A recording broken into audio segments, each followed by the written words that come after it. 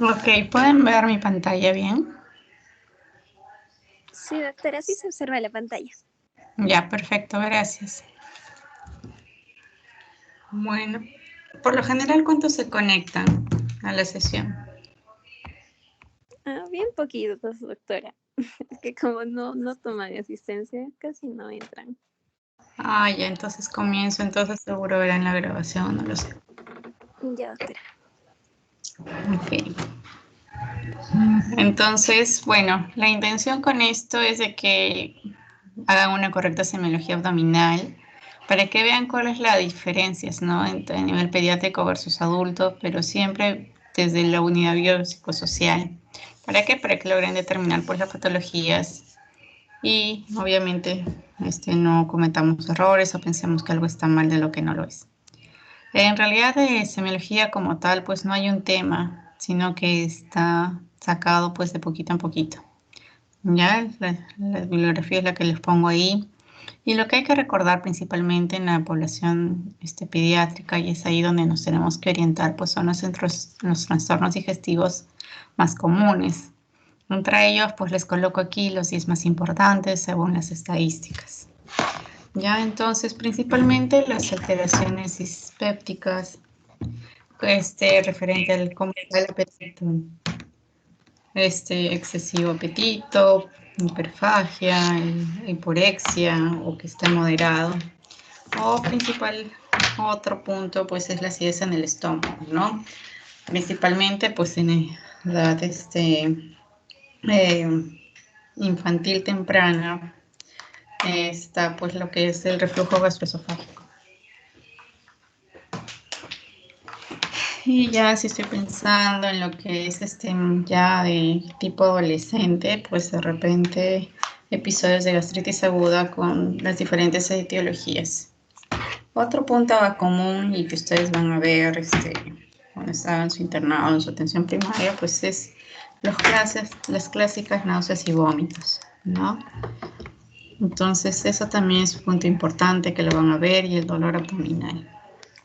Entonces el dolor abdominal, como ya saben, ustedes que han llevado ya lo que es medicina como tal, pues en realidad es muy amplio, ¿no? Ver las etiologías, las patologías, distinguir cuándo es quirúrgico, de algo médico, pues siempre va a plantear el pan de cada día para que nosotros no demos un cuadro por otro. Después tenemos los cuadros de diarrea, principalmente también el estreñimiento, que es uno de los motivos de consulta importantes, y ver si es que este estreñimiento es funcional o patológico. ¿Ya? Luego también hinchazón, hipo, el exceso de gases, las clásicas y lamentables pues ingestas de cuerpo extraños o venenos también en los niños, en los infantes, ¿no? Y también te debe llamar la atención que cuando existe sangre en las deposiciones, colores extraños o las fisuras anales, ¿no? Entonces, principalmente esos son los que es la gran porcentaje de consulta.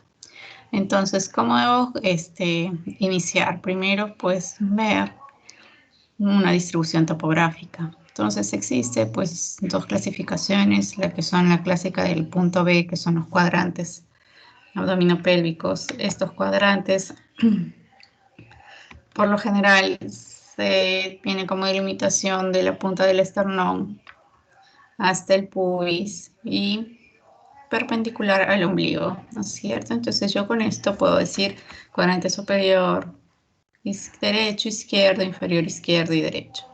Ok, si yo lo veo, y clásicamente nosotros no hacemos tanto uso a los que son los cuadrantes, sino más que todo a lo que son las regiones, ¿no? Estas regiones, por lo general limitadas en 9, que no varía a la distribución del adulto, y en las cuales pues tomo mi clasificación pues desde los dos extremos anteriores de las décimas costillas y mis ambas crestas ilíacas anterosuperiores, y de acuerdo a mi línea medio clavicular pues hago esta división, ¿no? Con los correspondientes 9 regiones que ya conocemos. Entonces, si yo hago una división regional, pues prácticamente tengo que saber qué órganos se encuentran pues ahí debajo de la piel.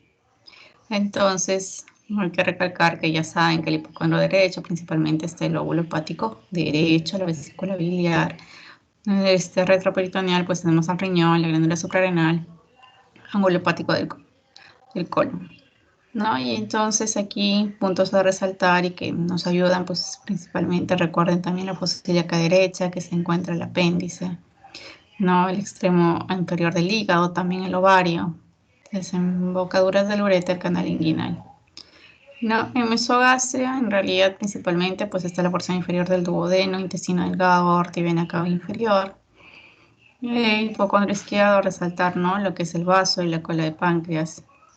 Y el polo superior del riñón izquierdo, que comparte con el flanco izquierdo, ¿no? Y todo lo que es este flanco izquierdo y fosa ilíaca derecha, pues ya está referente a lo que es el colon descendente, colon sigmoides, pues sí, parte del riñón también.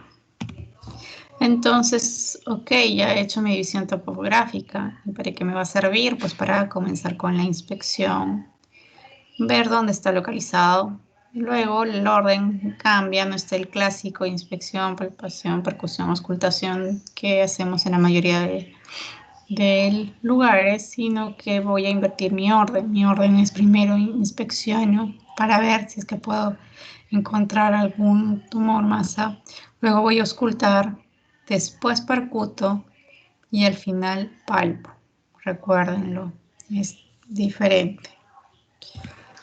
Entonces, ¿para qué me va a servir o cuál es mi intención de realizar la inspección? Ya saben que recordando que es lo mismo que en el adulto, ¿no? Hay que recordar que en la forma de los lactantes y preescolares, este abdomen pues es redondeado y prominente. ¿Por qué? Porque obviamente pues la musculatura todavía no está completamente desarrollada, ya los ven, son más panzoncitos, ¿no? O el abdomen que está excavado o hundido, que me puede estar pensando, yo puedo llegar a pensar que puede haber una desnutrición severa o que de repente el contenido visceral pues ha sufrido un desplazamiento, ¿no? Imaginémonos una hernia diafragmática donde el contenido visceral pues sube a la zona del pulmón, entonces obviamente pues voy a notar esos problemas en la forma. También tienen que ver cicatrices, estrías, equimosis, cómo están los cambios bruscos de peso, la distensión. Tengo que observar si es que hay circulación colateral, cómo está la circulación venosa, en las zonas altas del abdomen, ¿no? Las venas y todo. ¿Por qué? Porque también me puede ayudar a ver patología hepática. ¿Cómo está la distribución de vello pubiano? Si estoy viendo un adolescente. Ya saben los estadios de Tanner, ¿no? Y esa es la correlación referente a la edad y el desarrollo puberal. En el ombligo, principalmente, van a encontrar en recién nacidos, neonatos, pues patología del cordón umbilical, que ustedes ya lo han visto, ¿no? Recordar la edad de modificación del cordón umbilical, si es que hay algún remanente o quedan granulomas en la zona, o también pueden encontrar las hernias umbilicales. Entonces, ver, a veces se encuentran estelatidos visibles o movimientos peristálticos, ¿no? También observen las hernias y eventraciones. Por lo general, cuando se hace maniobra de Valsalva en paciente que colabora o el llanto y la tos que pueden existir en los infantes o en preescolares, no siempre va a ser anormal. Hay que recordar que las hernias umbilicales, si tú las puedes palpar, hay que hacerle seguimiento. ¿Por qué? Porque pueden a veces desaparecer espontáneamente cuando ya tus músculos se van tomando la posición final, se van desarrollando y desaparecen espontáneamente el primer y segundo año de vida. Entonces, ¿qué voy a ver también? ¿De qué me va a servir inspeccionar la pared abdominal para ver cómo está la turbora y la elasticidad? Recuerden, ¿no? El siglo del pliegue que me va a ayudar a ver cómo está el grado de hidratación. O sea, lo que les comentaba, ¿no? Que frecuentemente existen niños con una diástasis de rectos anteriores, que es entre 1 y 4 centímetros de la línea media. localizado, pues como ya saben, si es una diástasis, va a estar en la línea media, ¿no? Entre el apéndice sifoides y el ombligo. Puede estar hasta los 6 años, ¿ya? Entonces eso es que será una evolución. Y hay que recordar que cómo participa mi abdomen en el acto respiratorio. Los niños, pues principalmente, a veces tienen respiración marcadamente abdominal desde el nacimiento y eso ya tiende a cambiar a medida que van creciendo. O a veces, ¿cómo está cuando hay niños que apéndices, colecistitis, recuerden el abdomen en tablas, ¿no? La movilidad limitada. Entonces, si yo observo también una peristalsis aumentada visualmente que defino en el estómago como un vaso de arena, puedes estar pensando que de repente hay una estenosis hipertrófica de píloro o en los intestinos cuando hay una marcada obstrucción intestinal. Obviamente, pues este es poco común que uno lo pueda ver. Ahora, también puedes observar que el abdomen se encuentra agrandado. Tienes que preguntarte cuál es la causa. Causas, pues muchas, entre ellas las más importantes: obesidad, meteorismo, ascitis, pseudocitis, peritonitis tuberculosa crónica, hepatosplenomegalia o tumores principalmente. También puedes tener anomalías del desarrollo intestinal. Y cuando existe un desarrollo de la red venosa subcutánea, tienes que ver frente a qué edad te encuentras, ¿no? Si es que la encuentro marcada en los recién nacidos, de repente puedo estar frente a sepsis, obviamente, no solo eso, sino con su sintomatología asociada. Y en los niños mayores, pues ya estoy pensando que de repente es la clásica hipertensión portal intra o extra hepática. A veces también puedes observar el edema de la pared abdominal. Y que también puedes estar frente a una sepsis umbilical, una onfalitis, ¿no? O una enterocolitis séptica. Y en los niños mayores te estás sospechando que puede haber una citis o una peritonitis, principalmente a veces Entonces, en mi auscultación, tengo que recordar que la peristalsis normal es de 5 a 30 ruidos hidroaéreos. Entonces, es donde principalmente se ve aumentada, pues obviamente en casos de diarrea aguda o que tenga una obstrucción mecánica, ¿no? Y la peristalsis disminuida, por lo general cuando hay hilio paralítico. ¿Por qué? Porque puede ser secundaria a una deficiencia, una desregulación de los electrolitos. Asimismo, puedes tener una irritación del peritoneo, de la úlcera gástrica, hemorragia o pancreatitis. Eso dentro de las principales causas, pero sin embargo ustedes sí mencionan, pues existirán. ¿Qué puedo auscultar también? ¿Puedo auscultar soplos? Pues sí, frotes también, y el murmullo venoso también. Recuerden que si tienen, por ejemplo, un hábito constitucional disminuido, niño caquético, desnutrido, los soplos aórticos, pues ya saben, puede ser fácilmente escuchados, ¿no? Y ese es el fin que les coloco aquí, porque a veces voy a poder tener estos soplos ya sea de la ilíaca derecha, femoral derecha, femoral izquierda y renal. Ahorita recuerden que es en esta zona. Entonces, de ahí, si yo paso, ya inspeccioné, ya ausculté, pues voy a la percusión. Entonces, referente a la percusión, principalmente, pues tenemos lo que es el timpanismo abdominal, ¿no? Que se dice que principalmente los niños sí tienen un clásico timpanismo. Entonces, también recuerden el característico timpanismo del espacio de Traube, que tampoco se modifica, ¿no? Y la matidez desplazable, la citis, que puede ser muchas de las causas, en los cuales pues ya vienen las maniobras que de por sí conoces. O si es que ya no es desplazable, ya saben, pues hay signos, ¿no? Signo de la oleaje o la matidez fija correspondiente a lo que son tumores, ya sea de la vejiga, visceromegalias. Por favor, tengo un minutito.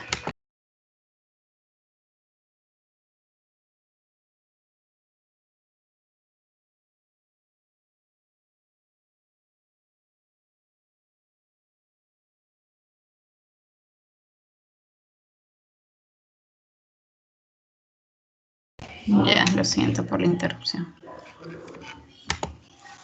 Entonces, la matidez, ¿no? Hay que recordar pues lo que son los tumores. La vejiga, ya saben que la vejiga es un órgano intraabdominal, pero cuando se llega yo lo puedo ver encima de lo que es la sínfisis pubiana. ¿Ya? Y entonces, o sea, ahí se convierte, perdón, en un órgano intraabdominal. ¿Ya?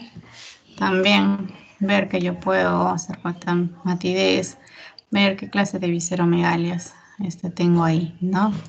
Podemos usar los clásicos, que la percusión para catalogar o más o menos medir el volumen hepático, el paso y demás.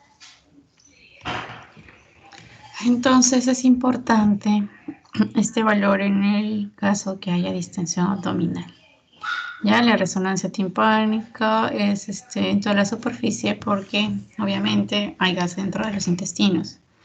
¿Yo dónde voy a encontrar un sonido sordo? Pues obviamente en todo lo que son las vísceras, ¿no? Hígado, vaso, colon sigmoide, vejiga urinaria cuando está llena, el hub clásico, ¿no? Ya saben que van así, con la 1 y siguiendo las rutas de la 2. Muy bien, entonces ahora pues me voy con mi último paso y me voy a la palpación.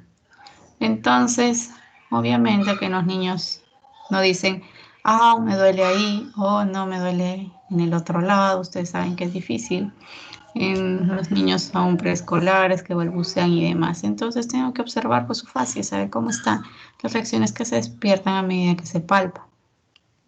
Primero, ya saben, la palpación superficial para ver de forma, para catalogar lo que es la pared abdominal y luego voy aumentando gradualmente la fuerza de la presión. Y luego voy a la palpación profunda,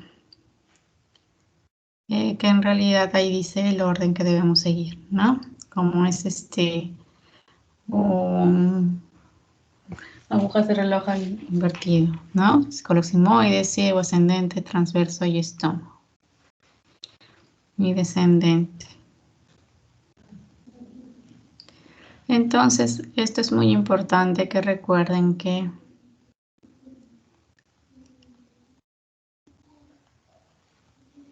el margen inferior del hígado, por lo general, puede sobresalir, ¿sí?, del reborde costal derecho. ¿Ya?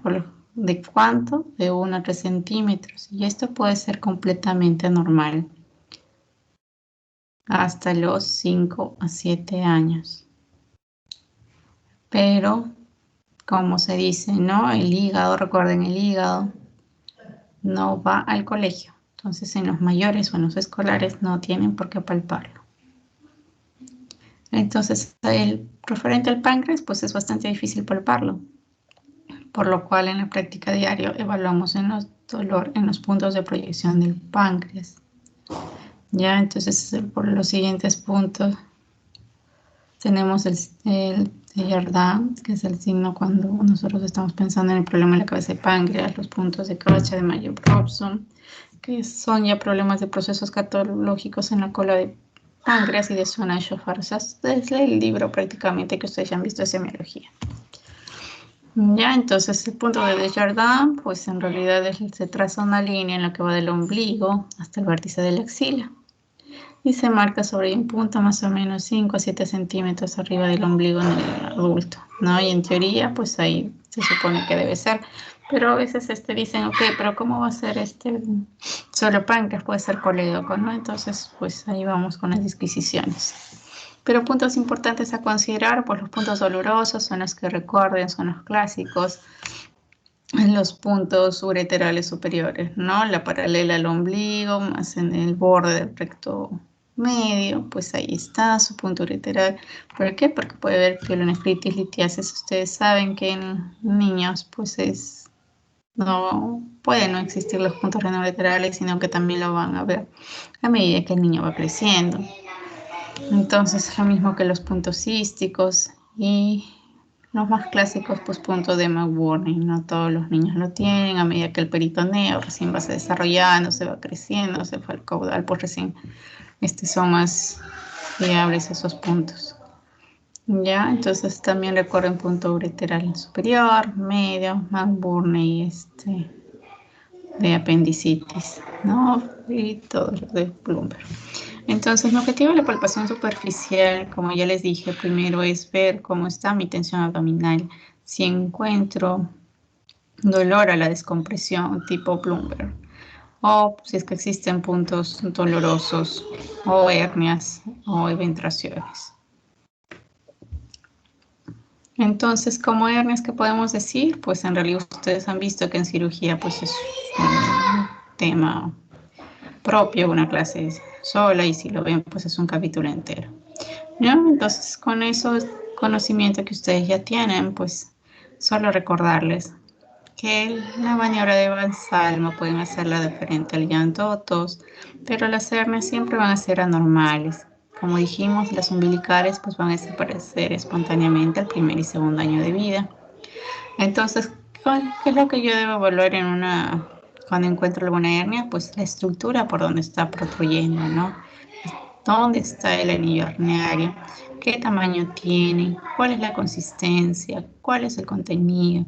¿Hay signos inflamatorios? ¿Es reductible o no reductible?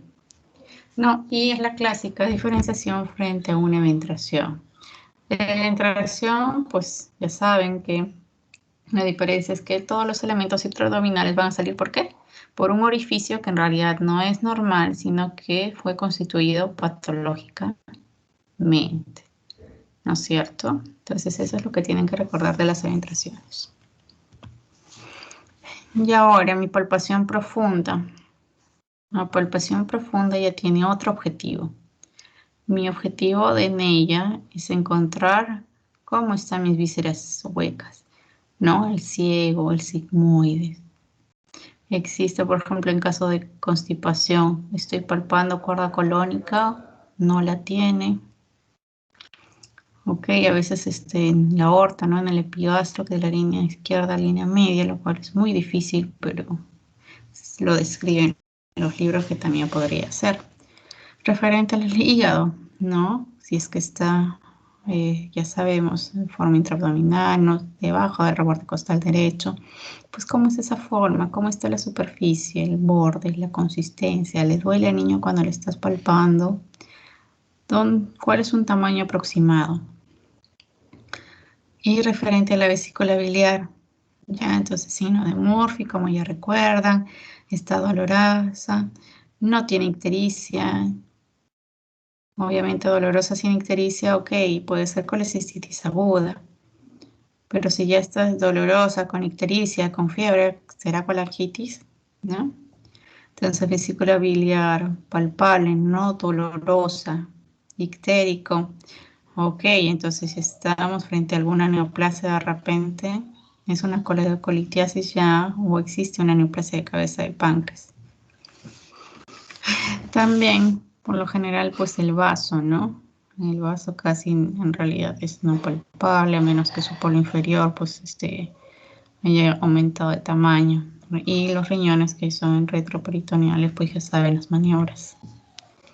Entonces, peculiaridades del estómago en infantes, pues sí, no, la continuidad es diferente. Yeah. Entonces, el estómago, posición o es horizontal, es cilíndrico hasta los 2 años de edad. ¿Ya? Entonces, esta posición horizontal, obviamente cuando el fondo gástrico está más bajo que la parte antral, puede generar un reflujo gastroesofágico, ¿no? Y hay que ver si estás frente a un reflujo gastroesofágico normal o frente a uno patológico. Saben, el patológico, pues hay fallo del medro y otra sintomatología ya que es propia de un tema también. Ahora, el esfínter cardíaco, por lo general, dice que tiene un escaso desarrollo en las membranas mucosas y el revestimiento muscular. El cardia se fija a la izquierda en la vértebra torácica 10 y la parte pilórica está bien desarrollada y más o menos se localiza para la vértebra torácica la 12. ¿Ya? Entonces el fondo del estómago dice que está debajo de la cúpula izquierda del diafragma. Y observen que el peso del estómago es proporcional, pesa hasta solo 7 gramos en un recién nacido y en el primer año de vida hasta 21 gramos. El hígado de los infantes, pues ya les comenté, ¿no es cierto? Ya saben que antes del nacimiento el hígado, ¿cuál es? Es el órgano más grande del cuerpo. ¿Por qué? Porque está cumpliendo funciones de hematopoiesis y demás. Y entonces ocupa toda la mitad de todo el abdomen. Y entonces en el cuadrante superior del abdomen y una parte del epigastrio izquierdo. ¿Ya? Entonces los lóbulos izquierdos antes del nacimiento, este primer año de vida, son bien masivos, son bien grandes. Y entonces es por eso que pueden estar debajo del margen costal de 2 a 4 centímetros debajo. Y ya dijimos que lo podemos palpar hasta los 7 años de edad. ¿No es cierto? Entonces, ya les comenté, órgano hematopoyético. Y como esta función hematopoyética en el recién nacido todavía es imperfecta, pues la naturaleza sabia, pues le dio trabajo de compensatorio al hígado. Y entonces es por eso su volumen, ¿no? La cápsula del hígado hay que recordar que es muy fina y esta cápsula y el parénquima pues existen, como ya saben, pues fibras elásticas y de colágeno. Entonces, las maniobras, pues las clásicas, las conocidas, las que todos los libros de semiología tienen para palpar. La vesícula biliar en los infantes se dice que tiene una fórmula cilíndrica en los recién nacidos y es más pequeña en relación con el hígado, ¿ya? Y está completamente protegida por este. Entonces, y la parte, la sobrante, la parte inferior de la vesícula, está ¿qué? Cubierta por peritoneo. Pero ocurre que esta longitud del conducto es mayor en comparación a los adultos. A medida que crece, pues ya se va poniendo la proporcionalidad como la que conocemos. Sobre el vaso, en realidad ya saben que es más difícil de palparlo por la ubicación. La podemos palpar en los recién nacidos solamente. Y en los lactantes y en los muy pequeñitos de 1 a 2 centímetros debajo del reborde costal izquierdo. Por lo general, si colabora, pues usamos la posición de Schuster, que es pones este cúbito lateral derecho y con un pie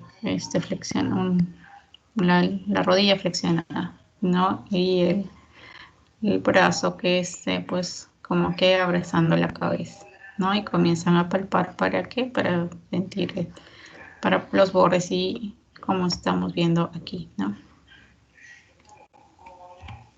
Entonces, el riñón de por sí, el tener una ubicación retroperitoneal, pues nos hace pensar que la exploración es complicada, ¿no? Está detrás, pero sin embargo podemos hacerlo así con las maniobras del enganche y del peloteo.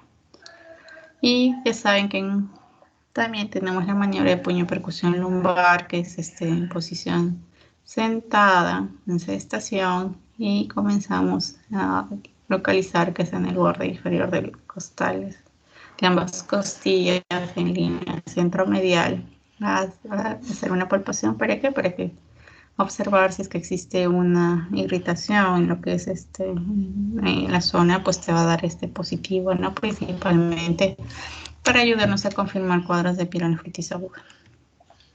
¿Qué podemos decir del intestino delgado en los infantes?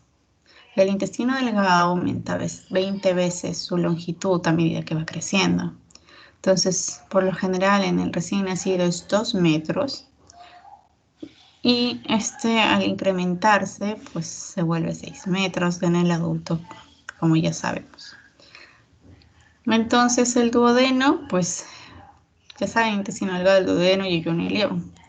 Entonces el duodeno pues se va a encontrar en la L1 y a la edad de 12 años pues baja un poquito para localizarse en el L3, L4 principalmente. Ya a la edad de los 7 años, este tejido adiposo que se desarrolla va a comenzar a fijarlo. El yeyuno se queda en la posición izquierda del abdomen y el ileón en la derecha y en la parte superior de la pelvis. ¿Ya? Y entonces dice que la longitud del mesenterio que está ocupando pues es relativamente más larga que en el adulto también. Sobre el intestino grueso en los infantes, en realidad pues no está completamente desarrollado al nacimiento. Y la longitud del intestino es aproximadamente igual a la longitud del cuerpo. Eso es a cualquier edad. ¿Ya? Pero ¿qué ocurre? Van las características, ¿no? Ya la mucosa es lisa, todavía no se han desarrollado las vellosidades, pero tiene más glándulas de Liebert más grandes que en los adultos. Entonces, los folículos linfáticos son más numerosos, pero aún todavía probablemente con no toda la funcionalidad desarrollada. Entonces, por eso aún no forman las placas de Peyer, que ustedes saben, pues que en realidad nos da nuestra protección local, ¿no? La gastrointestinal. Entonces, ¿por qué? Porque estas placas recién van a aparecer a los 2-3 años. Y entonces es ahí que la protección todavía es local, es débil. Entonces ahí vamos, uno de los problemas de susceptibilidad, ¿no? Y la prevalencia de las enfermedades diarreicas. Ahora, las austrias pues aparecen después de los 6 meses de vida y principalmente coinciden, ¿no?, con el inicio de la alimentación complementaria. El tejido muscular está pocamente desarrollado, entonces obviamente que su capacidad de propulsión es insuficiente y a veces ese estreñimiento es causado por esto que estoy comentando, ¿no? Entonces dice que esta es la primera causa de estreñimiento e inflamación común en el intestino.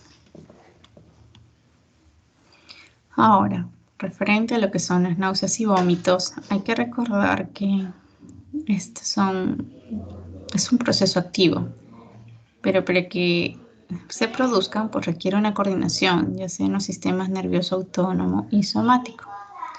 Estos hay que distinguirlos de una regurgitación simple y es a veces donde tenemos las mayores complicaciones y esto pues para eso tenemos que hacer la anamnesis. ¿Ya? La regurgitación es un reflujo pasivo del contenido gástrico hacia el esófago y hacia la boca. ¿A través de qué? De que el esfínter esofágico inferior, pero esto tiene que estar relajado, ¿no es cierto? Entonces, los vómitos siempre van precedidos de las náuseas en asociación con estos síntomas nerviosos, ¿no? Salivación, palidez y aforesis. Todos lo hemos sentido, todos pues podemos saber cómo son los vómitos. Entonces, las arcadas, que también que existe una coordinación, ¿no? Una contracción coordinada ¿de qué? De mis abdominales y mis intercostales y del diafragma para que se cierre la glotis y genere esa fuerza. ¿Para qué? Para preceder inmediatamente el vómito real.